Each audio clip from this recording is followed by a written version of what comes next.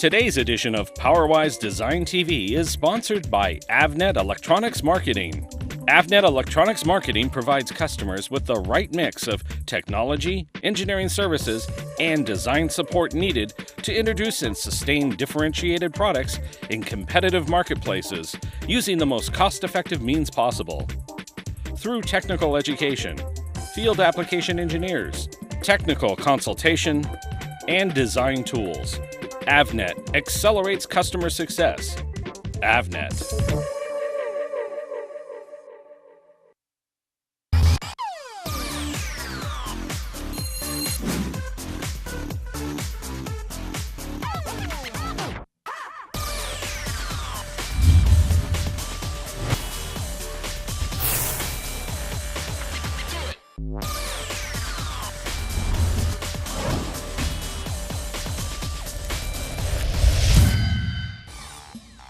Welcome to PowerWise Design TV. I'm your host, Rick Czar. Today we're going to talk about the complexities of switch mode power supplies, specifically those that are requiring higher current outputs for modern FPGAs and other applications. I have with me today my guests, Chris Cooper, who is the Power Technology Specialist with Avnet Electronics. Thank you for joining us. Thank you. And also Jeff Perry, who is the Senior Manager for WebBench Tools Development here at National. Welcome, gentlemen. Thank you for coming to the show. Thank you. Thanks. Chris, I'd like to talk to you a little bit about some of the issues that your customers are seeing with power supply design today. Can you comment a little bit about the problems that they're running into?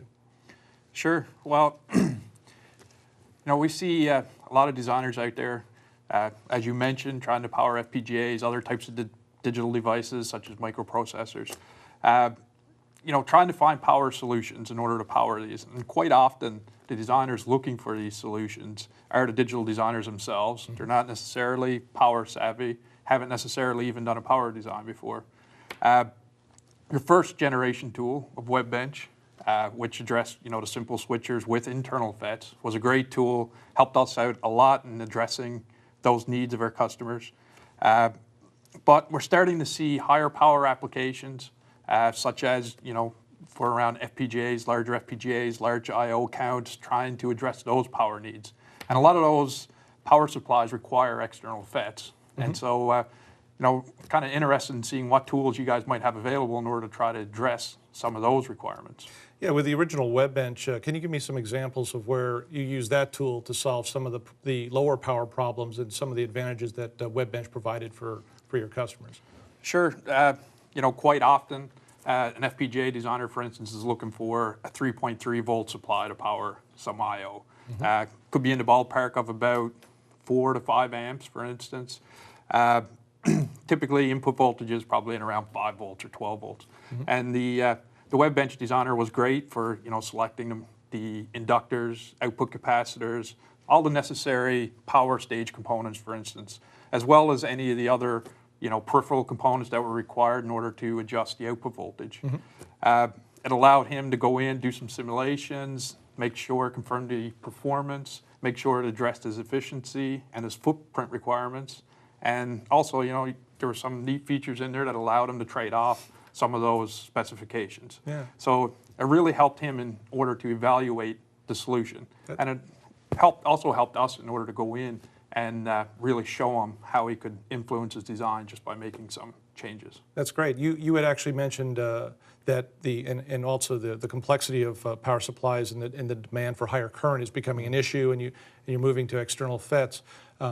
Jeff, we've made some enhancements to the WebBench tool that address that. Can you talk to that a little bit about some of the issues with designing with external FETs and the problems that engineers get into?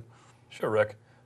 Chris, as you said, in WebBench for a while now, we've had the ability to optimize for efficiency and footprint and some of the fundamental trade-offs that are made there. But what we've done with the new WebBench now, which we released a couple months ago, is we've really taken that to the next level. In this WebBench, we've added pricing as a big factor, and so it's really now a balance between footprint, efficiency, and price. And we've also taken the component selection to a new level. If you want to do a further optimization to your design, where you really want to get into the details of, let's say, an inductor selection or a FET selection, we've made the entire WebBench database now, component database, which is over 20,000 components available. Wow.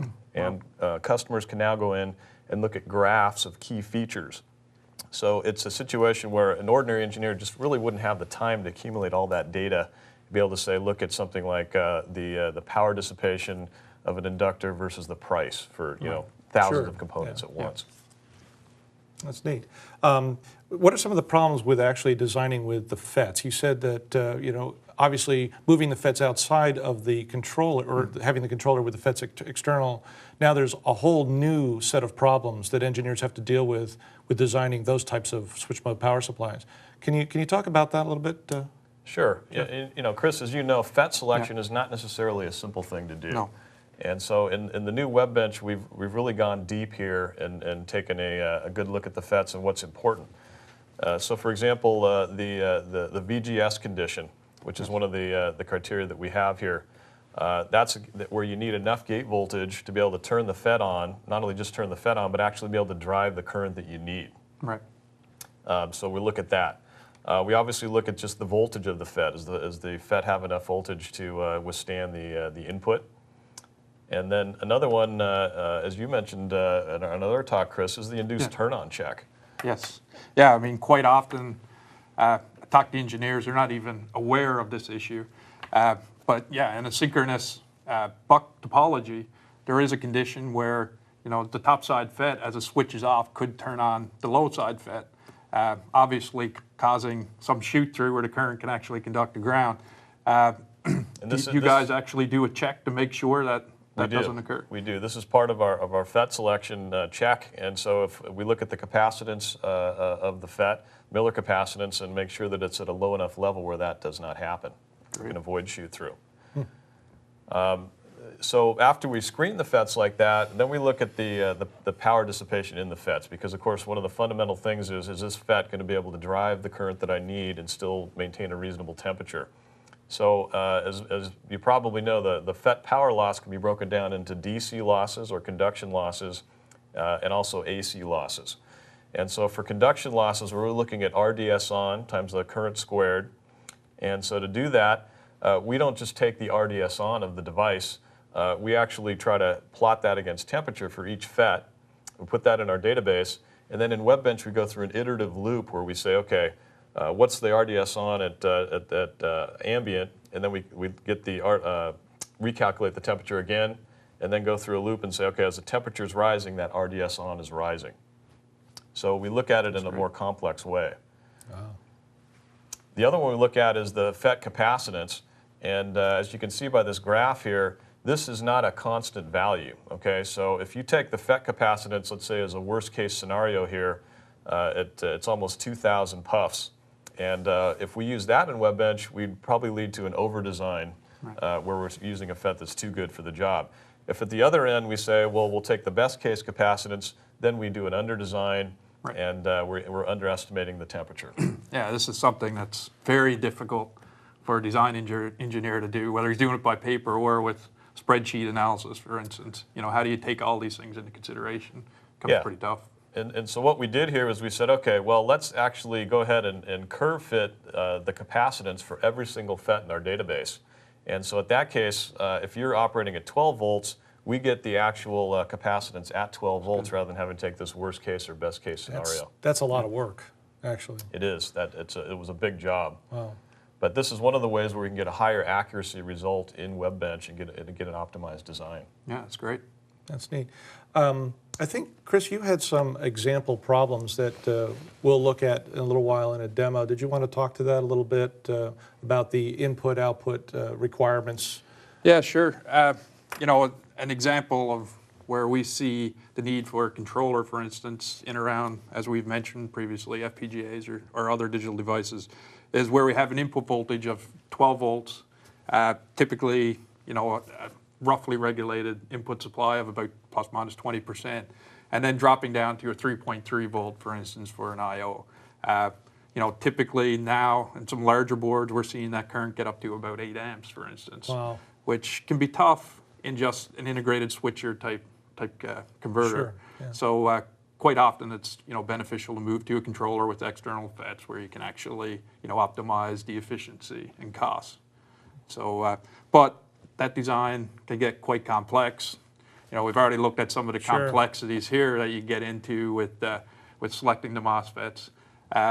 It even gets more complex when you start looking at the magnitude of how many vendors are out there. For instance, we have somewhere on the order of probably 6 or 7 vendors on our line card that provide MOSFETs, and they all have multiple technologies. So, trying to evaluate all those within a design to figure out which one is the best for your application gets pretty difficult. It can be very time consuming. Oh, extremely time consuming. Actually, we have a demo. Let's run the video on that, on a design, on this very design that we did, and then we'll take a look and see how that pans out. That'd be great. Today we're going to use the WebBench Power Supply Designer to create an 8 amp power supply design. Now we have some constraints on this design. Our input voltage is 12 volts, plus or minus 20%. Our output voltage is 3.3 volts. And we also have a space constraint of 12 millimeters in height.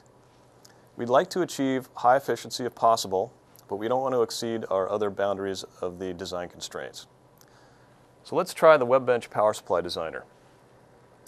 First, we're going to enter in our minimum input voltage, which is going to be 9.6 volts. Next, we'll enter in our maximum input voltage, which is 14.4 volts. Our output voltage is 3.3 volts. And our load current is 8 amps.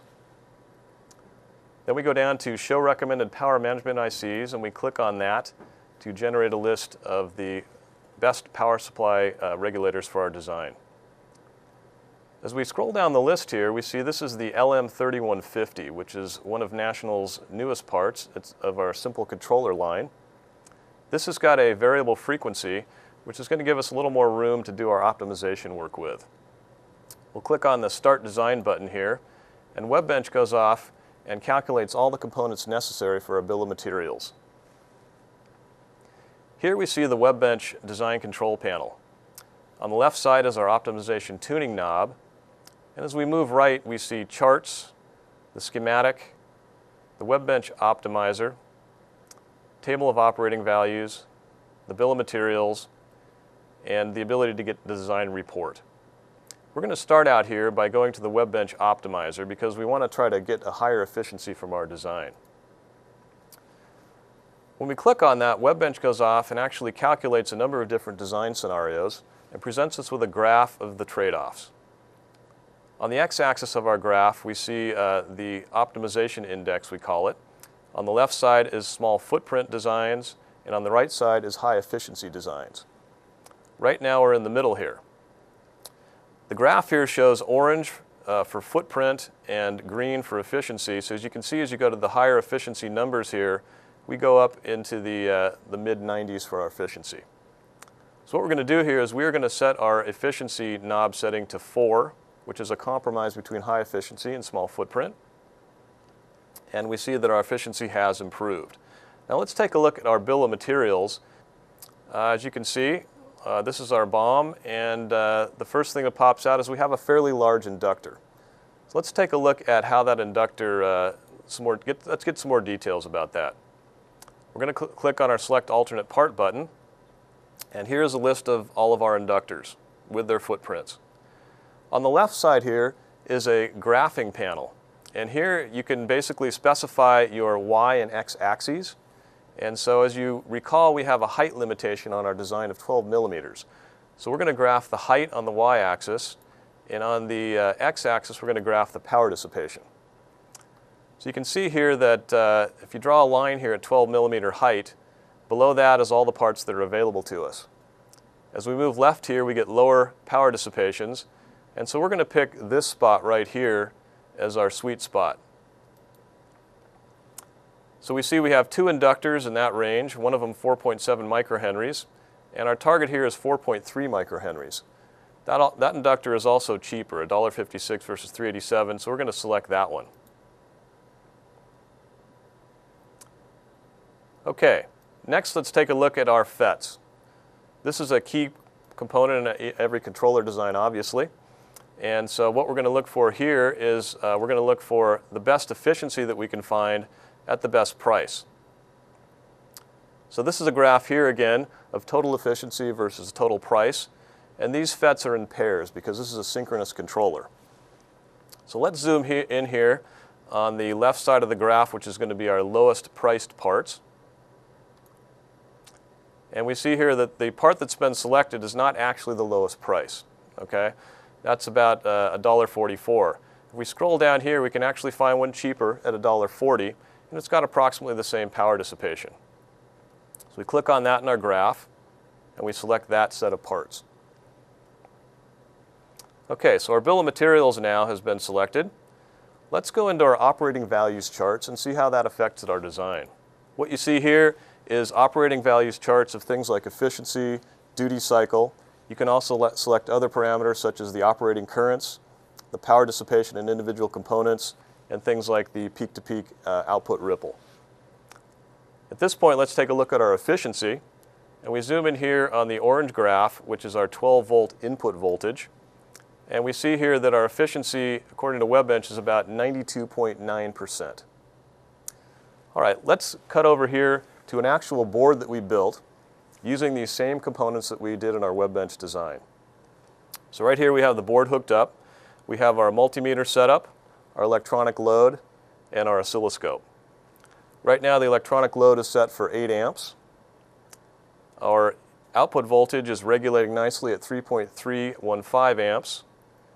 Our input voltage is at 12 volts. Excuse me, that's volts, 3.315 volts. Our input voltage is at 12 volts. And down below here we have our input current at 2.37 amps.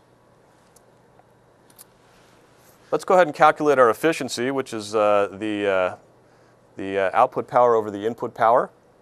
And we see that the efficiency here is actually 93.2% based on our actual board readings. And that compares quite favorably with the 92.9% that Webbench calculated. Okay, let's take a look at the dynamic behavior of our design. And we're going to click on the simulation button. Webbench allows you to do several different types of simulation, one of which is a load transient simulation. The load transient simulation we're doing here is going to go from 8 amps to 0.8 amps and back up to 8 amps. The dynamic load is now set to go from 8 amps down to 0.8 amps. And here we see on the oscilloscope, the purple waveform is our V out waveform. And you can see that that has an excursion of about 25 millivolts on the upside and about 20 millivolts on the downside. Now we see that Webbench has finished the load transient simulation, and we are going to plot the output voltage, which is shown here in red, against the output current in green. So we can see here that the output current is going from 8 volts down to 0.8, and the output voltage is hanging in steady here and has about a 30 to 35 millivolt overshoot. Again, this compares quite favorably with the actual bench results. As you can see, in a few short minutes here, we have actually created a full power supply design, optimized it for our needs, which was a height requirement and high efficiency, and we've compared that with our bench results and gotten very good accuracy. So I hope that you will consider using Webbench for your design today. Well, that was a great demo. It actually not only showed that the Webbench tool is capable of doing the simulation and helping with the circuit design, but it also shows the bill of materials as well as the ability to optimize the design.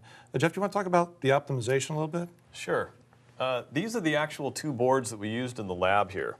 The one on this side here, right here, is the one that we looked at in the demo, and that's a board that we designed for high efficiency, as we saw in the video. The one on the other side here was another option that we did where we tried to optimize the design for small footprint. And there's a fundamental trade-off between high efficiency and small footprint in these types of designs. Chris, do you want to go over that a little bit? Sure.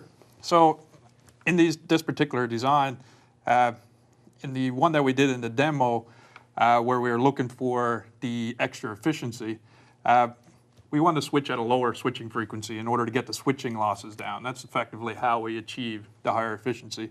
Obviously, you can see that there's a price to pay, and that's for size. You can see that the inductor Here is much bulkier. This thing's almost twice the size of the other one, isn't Exactly. Also, you can see there's additional output capacitance in this design as well.